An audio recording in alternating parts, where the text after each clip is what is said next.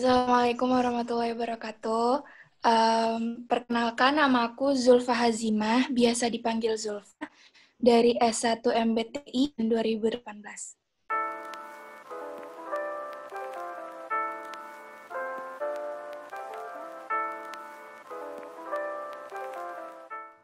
Karya yang aku bikin itu judulnya Menemukan Aku. Cerita singkatnya, jadi itu ada seorang gadis namanya Jasmine.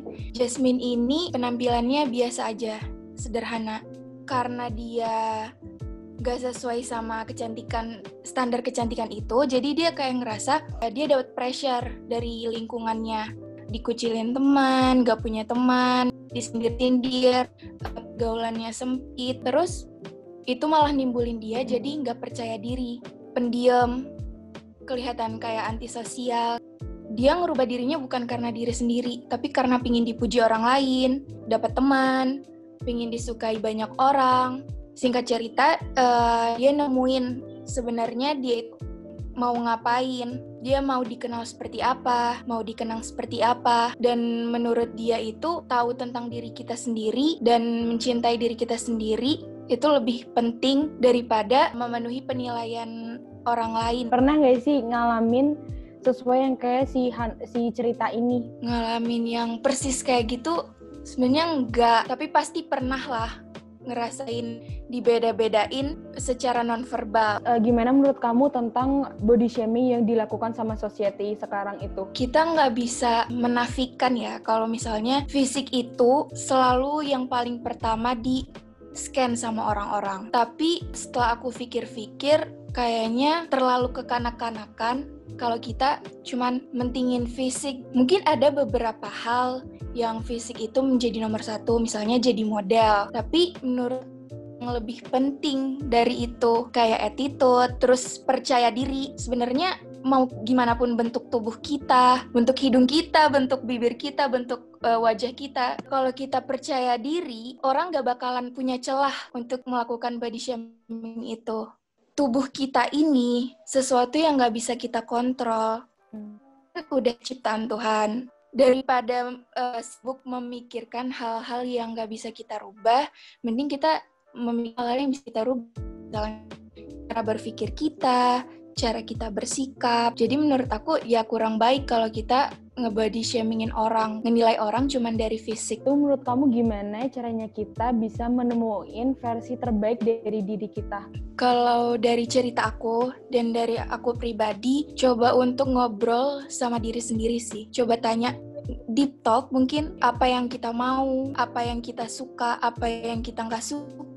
Orientasi kita sebenarnya mau kemana, biar kita tahu arahnya kemana. Kalau kita udah tahu semua jawabannya, dan menurut kita itu baik, nggak melanggar norma-norma, nilai-nilai, ya go ahead aja. Terus menurut aku juga, kalau kita udah tahu kita suka apa, nggak suka apa, mau jadi apa, itu tuh bakalan numbuhin prinsip dalam hidup kita. Jadi kalau misalnya prinsipnya, aku nggak peduli orang mau apa tentang aku, karena apa yang orang bilang itu sekedar di lidah aja, cacian, pujian. Nah, jadi ketika ada orang yang muji dia, caci dia, sama sekali nggak berpengaruh karena dia udah punya prinsip hidup dan dia benar-benar pegang prinsip hidupnya itu. Sebenarnya message apa sih yang pengen kamu bawa, pengen kamu sampein ke pembaca sama pendengar ini tuh? Bukan nggak penting untuk ngerawat diri kita, itu penting sih. Karena Tuhan juga indah dan menyukai keindahan, tapi merawat diri untuk ya karena kamu sayang sama diri kamu sendiri, bukan karena mau memenuhi ekspektasi orang lain. Kalau kita cuman mikirin ekspektasi orang lain, penilaian orang lain, itu bahkan bisa jadi pressure buat kita. Dan yang paling penting juga, kalau ada orang yang body shamingin kamu, atau yang gak sesuai sama prinsip hidup kamu, bukan berarti kamu harus berselisih sama dia. Kita juga harus dengerin pendapat dia. Kita juga harus berbuat baik sama siapapun. Tapi untuk sejauh ini, alhamdulillah aku ngerasa nyaman sih sama diri aku. Makanya aku berani untuk nulis ini karena aku pingin ngajak orang-orang buat nyaman sama dirinya sendiri. Karena kalau kita udah nyaman, kita jadi berani kan nge-explore dunia ini begitu luas yang bisa kita rasain dan nambahin bakat kita, pengalaman kita. Kalau kita nggak pede, kita jadinya takut untuk ngelakuin banyak hal.